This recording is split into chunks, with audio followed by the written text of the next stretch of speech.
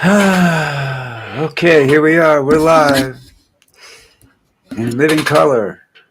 About that, huh? There is my heroine, my good friend, my best friend, my girlfriend, whatever you want to call her. That's Lucy. She is a 5-year-old German pincher with a quirky sense of humor. She doesn't, she's not a player, she's a cuddler. So we get along fine because I'm tired too. She's funny. She'll run around the whole street across the street from me. It's a long, thin like park over there, and she'll run from the bottom to the top. But once she goes over a hump or something and she can't see me, she sits down and waits till she sees me, and then she takes off again. And she'll run to the very, very top of that section of the park where there's some benches and stuff, and she'll sit and wait for me to show up. And she's getting better at being listening to me sometimes and so on. So I'm good for that. Now, on the other video, we talked about the politicians quitting, um, pedophilia, and I still don't understand what not understanding means there. But anyhow, let's talk about one of my favorite subjects, aliens. Now, that subject came up in the news today because Obama said on a podcast when he was interviewed that aliens were real, and now he's trying to qualify it. Let me say something to you. If you know statistics and odds, if you're a gambler, you know the odds and whatnot. And you'd understand something when I say this, that it's just not possible for aliens not to exist. Okay? When you think of the billions of stars and planets out there, and we don't know the ability of we say that there's not an inhabitable planet out there, not inhabitable by our standards, but necessarily by alien standards. We don't know what they breathe. There could, these gas cloud planets could be covering up a truly advanced civilization. That's the one thing we can pretty much count on, that whatever we find out there is going to be older than us and smarter than us. And that's probably why they're staying away from us. Like I've said before, we could possibly be an experiment from one of these civilizations. Drop some DNA down on the planet and see how we develop. And I'd be very disappointed in our development if I was an alien right now. And if they're halfway intelligent, they're going to stay away from us because they understand something. We destroy everything.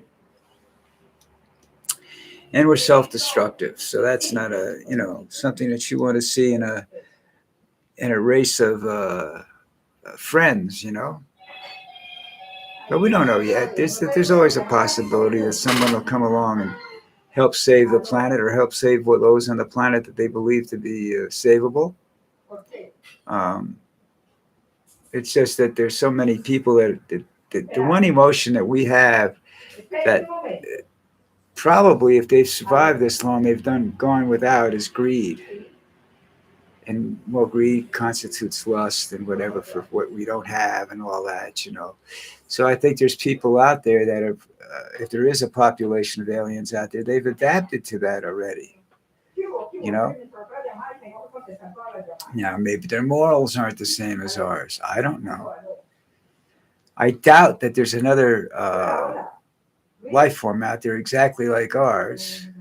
Possible, but I think that's less probable than the fact that there's a life form out that there are intelligent life forms out there, and that we're just really too dangerous for them to become involved in with us. But you never know. This is the way it goes.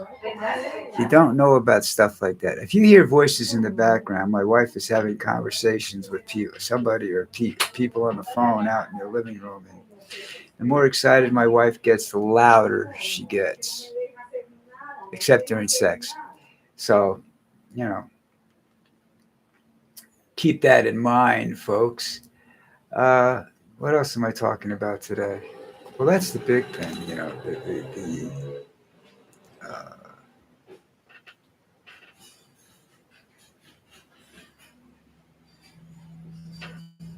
the alien thing that Obama said, and I think he's like me. I think he believes it, and I think the problem is that if you say you believe in it, they look at you like you're insane, and they want to shut you up. The government wants to shut you up. You know, um, I don't think like Obama says. He doubts very seriously that there's an alien in captivity someplace because if there is, they would have his friends would have come back and wiped us out to get him back, or they would just written him off. If they wrote him off, then you have to assume he's already passed on to whatever they pass on to, um, and that they're just going to stay away from us because they classify us as an ultra dangerous species, which is what I would classify as. Right? When you have a species that and two of the species that are on the I don't know how many different species there actually are on this planet, but you have two that kill for sport. And one of them, there's over, there's a couple billion of them around or something like that. 8 billion people, I think, like that. And they're human beings. They kill for sport. The other one is sharks, and there's nowhere near that many sharks in the water, all right? But they kill for sport.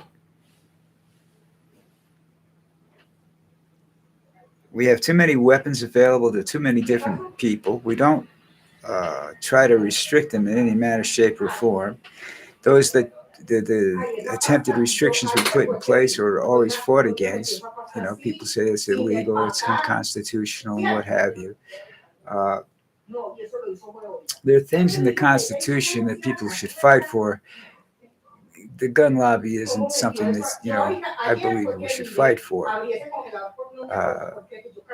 Because we don't uh, protect the rest of the community when somebody buys a gun, and it's proven. You have mass shootings now. If everything had been done properly, and people have to that there's going to be people knocking on your door every so often to check how you store your weapons, right?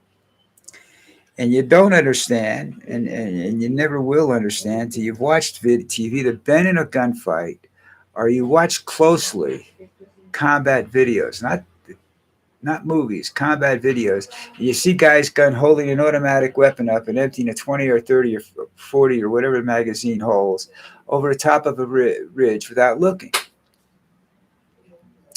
Now you do that in a street fight, and there's a lot of dead people, you know. Uh, and they say, well, we need the weapons for hunting. Okay, why do you need a magazine that holds 30 rounds or 15 rounds if you're going to go hunting? All right. I believe in the Marine Corps philosophy: one shot, one kill. If you're a hunter, if it takes you 15 rounds to kill something, you're not going to be able to eat it when you get it anyhow. So you're just a killer that wants to go kill it. And you see people do this. I am guilty of going out with a BB gun and shooting little birds and stuff like that just for the thrill, right? Until I learned otherwise.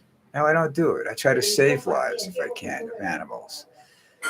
Yes, I still stomp on certain insects and whatnot because I'm not repulsed by them, but I think they're harmful.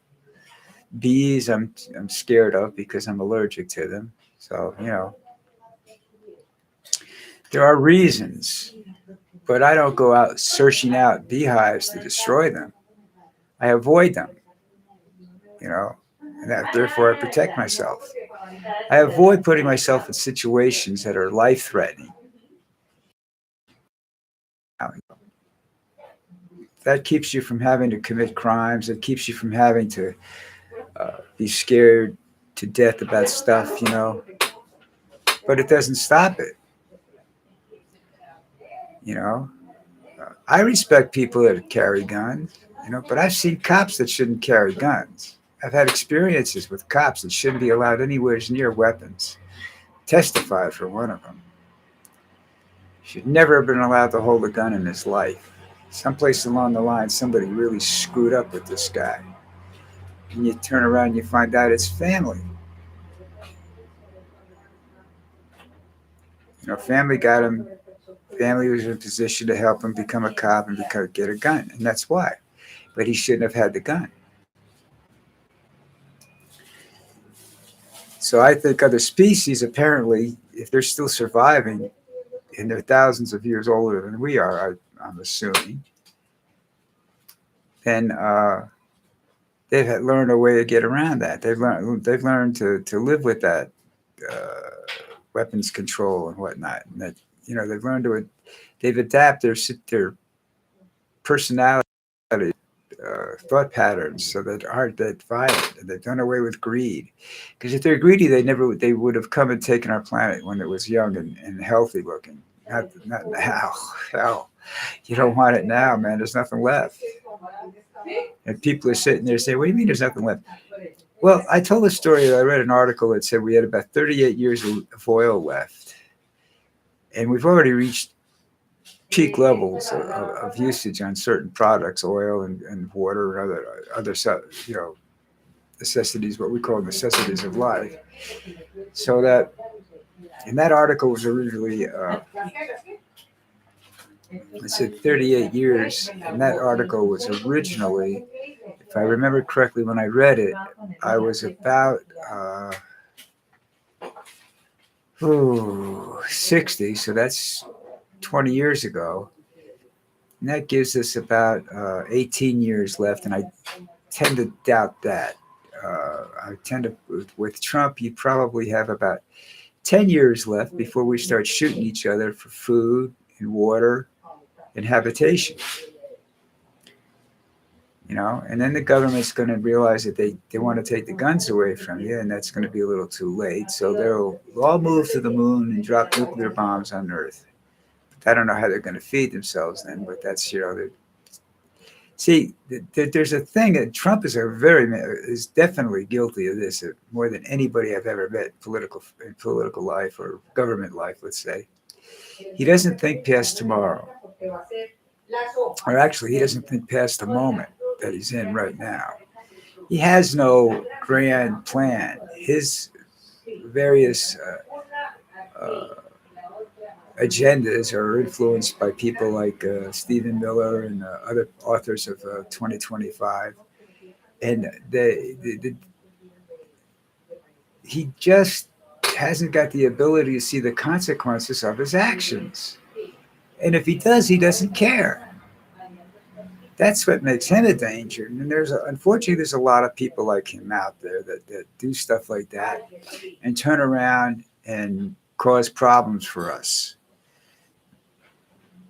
But they're probably right, a lot of them. And Musk is one of the people that thinks it's way too late. And that's why he went from going to Mars to going to the moon, because he wants to get the hell off this planet as fast as he can. And it's not so much nuclear war as it is lack of water, lack of food, lack of air, clean air to breathe. Then that's more dangerous than war, because it'll cause death and destruction. You'll see, what is it? There are animals that eat their young. That's what you'll start seeing. Humans eating their young. I think there's tribes that do that or used to do that in Africa before they became, or they ran into people that could stop them and help them. But, this is our future. Is it irreversible? Maybe. I don't know. I don't want to bet on that, though. I'm not going to be here to see it. So, good luck, all. Anyhow, I like I said before in my other video, I'm done depressing you for the day. I've run out of things that are really, truly depressing to say, So I'm out of here. You guys hang tough and find a subscribe button, subscribe to it. Basically, you want to get a notice when I'm doing this, when I'm live or something like that. You want to get a notification of that, so you can avoid the station or whatever else you want to do, But anyhow, that's it. Look, I'll see you guys tomorrow hopefully around the same time. Around 11 o'clock, I try to get here. Uh, I don't know what time that is in the countries you guys are in, but it's basically it's the best time for me. But as you can tell, as I said before, one of the reasons I stopped doing live videos after I started years ago was that I had to be there at a specific time, and I couldn't guarantee that because life interferes with that. All right, this is not a job. This is like a hobby or a way for me to express point of views rather than talking to myself all day long. Because people tend to shy away from you if they see you talking to yourself all the time. And really, I'm talking to myself right now. I'm looking at myself and talking to myself. So I guess I am talking to myself. But anyhow, people tend to shy away from that. Anyhow, have a great day. Hit the subscribe button, and you'll be able to avoid me or love me, whatever is your choice. And I will talk to you tomorrow.